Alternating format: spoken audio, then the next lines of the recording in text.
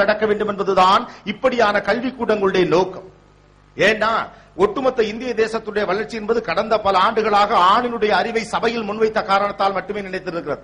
பின்னாலிருந்து மட்டுமே பெண்கள் ஆதிக்கம் செலுத்தி இருக்கிறார்கள். ஆனால் அவர்களும் சபைக்கு முன்னே வந்து தங்கள் அறிவை ஆணோடு சேர்த்து முன்வைக்கிற போது இரட்டை ஆற்றலோடு இந்த குதிரை பயணிக்கும் என்ற நம்பிக்கையில் தான் கல்விக்கூடங்கள் இவ்வளவு பெரிய பஞ்சை நெருப்பை பக்கத்துல வச்சுக்கிட்டு பயந்துகிட்டே பாடம் நடத்துதான். பர்பஸ் ஆல்வாகலையே கல்விக்கூடங்களை மட்டும் குறை சொல்லி என்ன பண்ணுவதற்கு குறுக்க கயிறு கற்ற கல்லூரிகளை தொடங்கி நிறைய கல்லூரிகளை எனக்கும் தெரியும். ஆனால் is it happening? Knowledge sharing என்பது நமக்குள்ளே நடந்து கொண்டிருக்கிறதா? பசங்க எல்லாம் குறுகுறுன்னு பாப்பாங்க. ஆண்களை பற்றி அதிக அளவுக்கான பெண்களின் மதிப்பீடு இதுதான். அந்த பிள்ளை செத்த நேரம் பேசினா செட் ஆயிருமாப்ல பெண்களை குறித்து, பெண்களுடைய ஆணுடைய மனநிலை. ஆனா சமகாலத்திலே ஒத்த வயதுள்ள இரண்டு அறிவாளிகளாக நம்மை நாம் முன்வைக்க தவறிவிட்டோம். அது ஒட்டுமொத்த தேசிய நீரோட்டத்துடைய வளர்ச்சியை தடுத்திருக்குங்கிறதா உண்மை. The whole America is producing just 75,000 engineers in a year. ஒட்டுமொத்த அமெரிக்கா 32.5 கோடி மக்களை வைத்திருக்கக்கூடிய உலகத்துடைய மிகப்பெரிய அறிவு சக்தி, அதிகார சக்தி என்று சொல்லிக் கொண்டிருக்கக்கூடிய அமெரிக்கா வைத்திருக்கக்கூடிய ஒட்டுமொத்த உருவாக்குகிற பொறியியலாளர்களின் எண்ணிக்கை என்பது வெறும் 75,000. ஆனால் வெறும் தமிழகம் 6.5 கோடி பேரை வைத்துக் கொண்டு ஒரு வருடத்திற்கு 1.25 லட்சம் இன்ஜினியர்ஸ் உருவாக்கு. ஆனா இந்த அறிவு எங்க போச்சு? எங்க போச்சு? இது அவ்வளவும் பாதி பேர் திருமணத்திற்கும், பாதி பேர் செட்டில்மெண்ட்டுக்கும், பாதி பேர் குடும்பத்திற்குமாக படித்து வயிறுகளும் புத்தியாக வாழ்க்கையை பார்க்கிற மனோநிலை நமக்கு வந்திருக்கிறது. அதானே உண்மை. கல்யாண மார்க்கெட்டுக்காக கல்வி கற்க ஆரம்பித்ததுதான் இந்த கூட்டம். இப்பதான் நம்ம சேஞ்ச் ஆயிருக்கும். இந்த கதையை நான் அடிக்கடி சொல்வது உண்டு.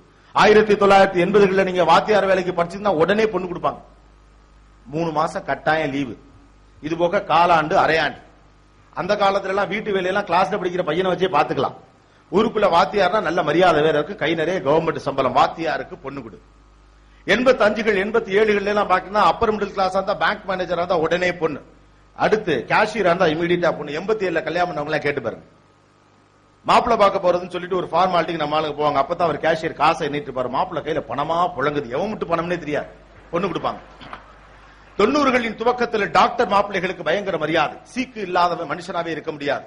எப்படி பார்த்தாலும் சாகும் வரை அவரால் சம்பாதிக்க முடியும் என்ற நம்பிக்கையிலே பொன் கொடுக்கப்பட்டது டாக்டர் மாப்பிள்ளை.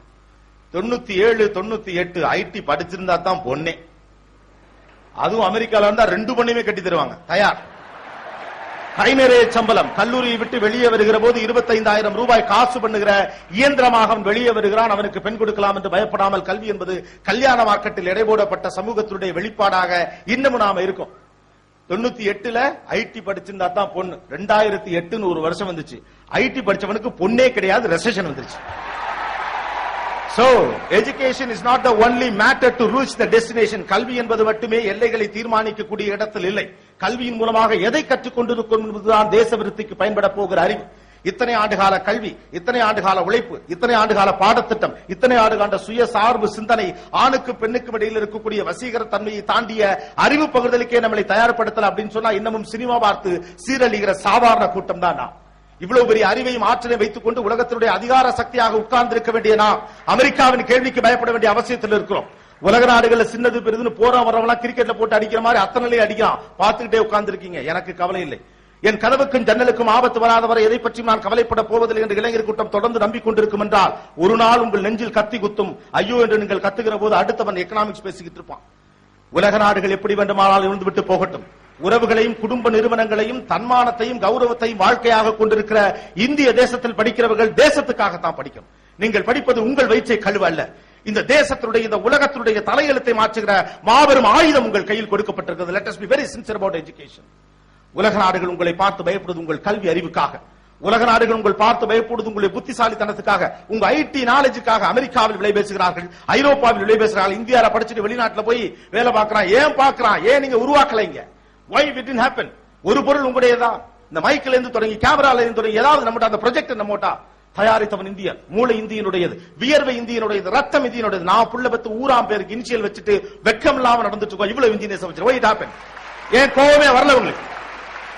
இவ்வளவு இன்ஜினியர்ஸ் இருக்கமே, ஏன் கோபம் வரல? இவ்வளவு ஆர்ட்ஸ் அண்ட் சயின்ஸ் படிச்சிருக்கமே, ஏன் கோபம் வரல?